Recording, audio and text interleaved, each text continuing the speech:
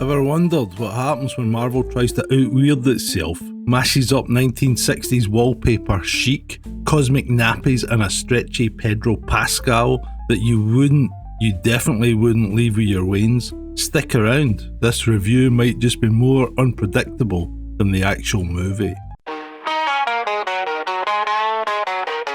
Well, here we go again. Watching Marvel desperately try to resurrect the Fantastic Four, like some necromancer with a diminishing grasp of what made the original corpse worth bringing back in the first place. I've just endured nearly 2 hours of what I can only describe as a cinematic equivalent of watching tapioca slowly curdle in a bowl.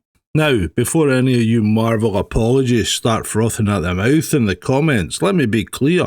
This isn't the worst superhero film ever made. That dishonour still belongs to that abysmal 2015 Trainwreck that managed to score a spectacular 9% on Rotten Tomatoes. But, sweet suffering Christ, that's setting the bar so low, you need a bloody excavator to find it. Let's start with the Pedro Pascal problem, when charisma becomes creepy. Pedro Pascal as Reed Richards. Now, I've got nothing against the man personally, but casting him as Mr. Fantastic is like casting DeVito as Thor. It's not necessarily wrong, it's just weird. The poor bastard's been stretched thinner than his CGI limbs across every major franchise from Star Wars to The Last of Us, and frankly, it shows. Every time Pascal's Reed is teaching those classroom scenes, there's something deeply unsettling about it. You can't shake the feeling that this bloke probably shouldn't be left unsupervised with children, and that's coming from someone who's spent 20 years in the police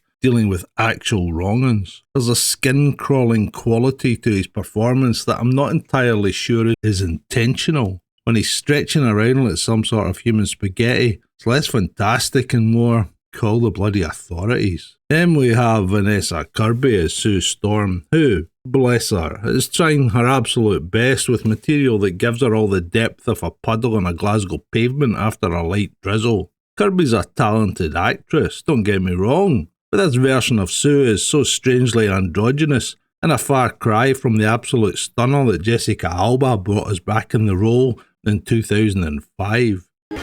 Sue, your clothes, lose them. Oh, right. This is so wrong.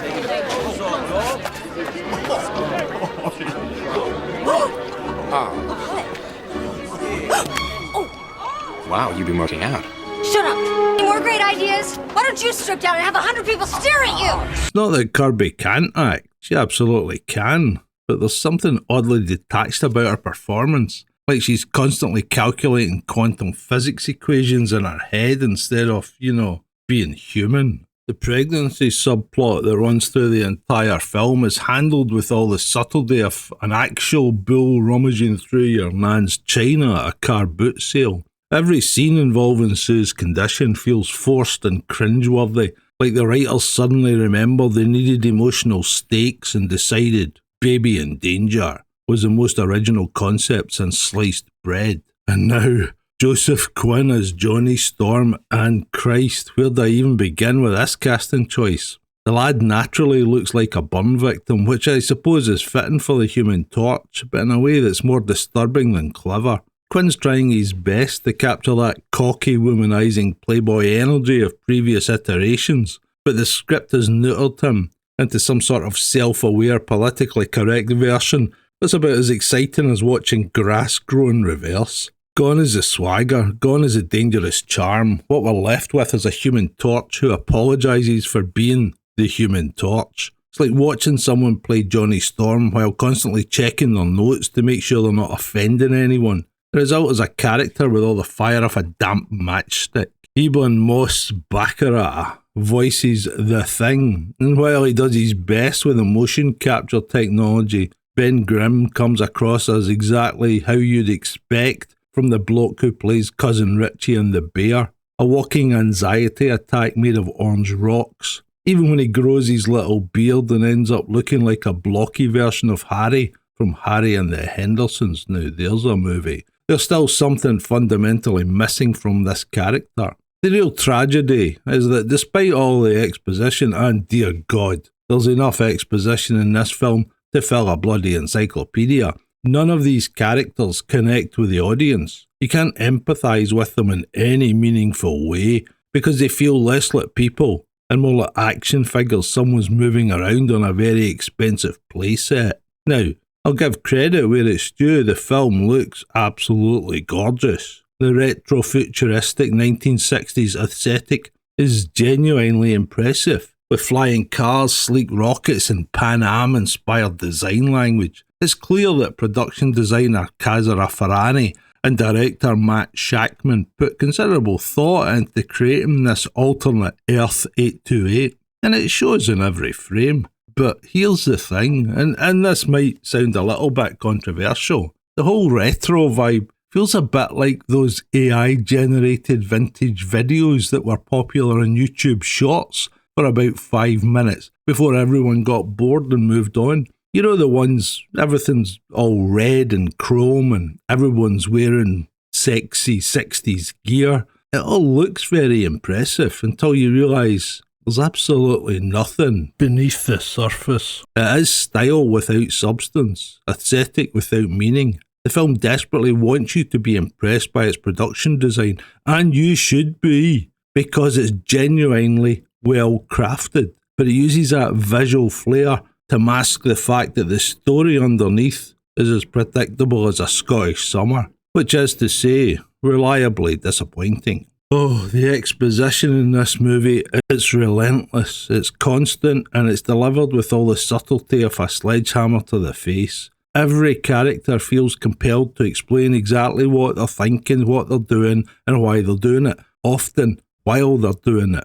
The film opens with a montage that basically tells you everything you need to know about these characters, then spends the next hour and a half telling you the same information again in slightly different ways. It's like the writers didn't trust the audience to understand anything that wasn't explicitly spelled out for them in the words of one syllable or fewer. Ralph Ineson voices Galactus, and I'll admit his rumble and seat-shaking delivery is genuinely impressive. The character design is faithful to the comics, complete with that ridiculous helmet, and there's something genuinely intimidating about this cosmic entity. But even Galactus suffers from the film's fundamental problem. Everything is explained to death. Julie Garner's Shala Bal version of the Silver Surfer is perfectly fine, and the gender swap doesn't really affect the story in any meaningful way. She's convincingly otherworldly and delivers her lines with appropriate gravitas, but again, she's trapped in a script that refuses to trust its audience to understand subtext or nuance. When the action finally kicks in, and Christ, it takes its sweet time getting there, it's immediately interrupted by more exposition and attempted romance. The film can't seem to decide whether it wants to be a character study, an action spectacle, or a family drama. So it tries to be all three, and succeeds in none. The sequence where Galactus stretches Reed out like a live-action Stretch Armstrong is genuinely the film's high point, certainly for me, which should tell you everything you need to know about the state of modern superhero cinema. When your best moment involves a cosmic entity using your protagonist as a stress ball, perhaps it's time to reconsider your narrative priorities. The entire plot revolves around baby Franklin Richards, who apparently has enough cosmic power to make Galactus reconsider his planet-eating lifestyle. This leads to the film's central moral dilemma. Should the Fantastic Four sacrifice one child to save billions? Well, the obvious answer in any sane thinking man is yes. But while it's a genuinely interesting ethical question that the film completely fumbles by making the answer so obviously no, that there's never any real tension. The super baby subplot is handled with the emotional sophistication of a Hallmark card, and frankly, it made me throw up a little in my mouth. There's nothing more nauseating than a film that tries to manipulate your emotions with a cute baby while simultaneously refusing to engage with the actual moral complexity of its premise. I did briefly doze off during the movie, not because I was tired, but because it was that predictable. And here's the kicker. During the 5 minutes I missed, I had already accurately predicted what would happen. The film telegraphs every plot twist, every character beat, and every emotional moment so far in advance that you could probably write the entire third act after watching the first trailer. There's no surprises, no sacrifice, no actual death, and certainly no moments that challenge your expectations. It's efficiency disguised as storytelling with no real twists that you couldn't see coming from 1955. Look, The Fantastic Four First Steps isn't a bad movie at all in the traditional sense. It's competent,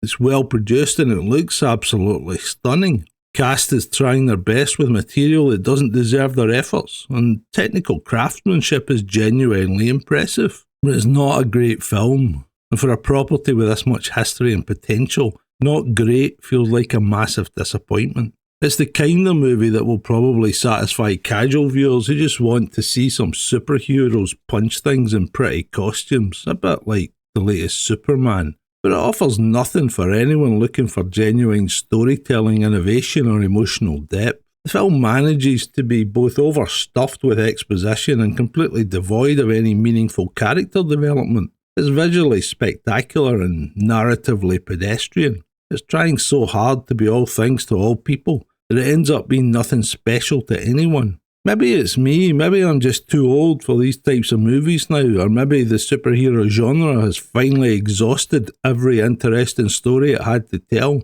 Either way, The Fantastic Four First Steps feels less like a bold new beginning and more like a very expensive reminder of why some properties are better left in the past. The ending was, well, let's just say it ended, and really, what more can you ask for from a Marvel movie? At least it had the curiosity to stop. Eventually. I'll give it 5 out of 10. Now, if you'll excuse me, I need to go wash the taste of cosmic disappointment out of my mouth with a proper whiskey. Slangiva, you beautiful bastards. I'm great. A grumpy Scot with a pint in hand, ripping through films like a one-man band. Snarky cinema where the burns are hot, honest reviews you'll never forgot. Oh hey, oh hey, let the truth be told. No sugar here, it's biting and bold. With smirk and a scowl and a hearty laugh, the Grumpy Scot is here to riff your craft.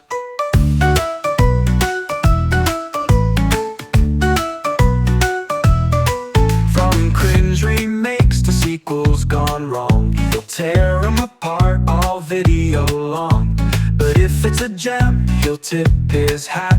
Rare moments when praise comes from this cat.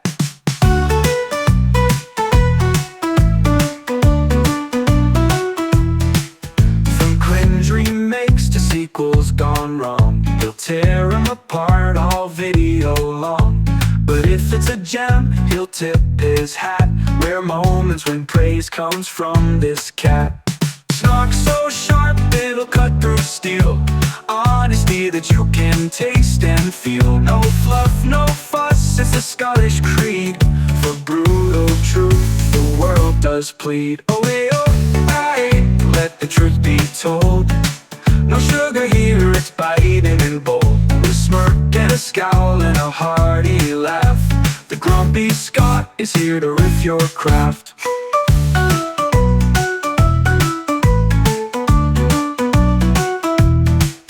So grab your popcorn and duck for cover. It's cinema chats with a twist to discover. Snarky Scot with reviews that sting, a brutally honest movie rating king.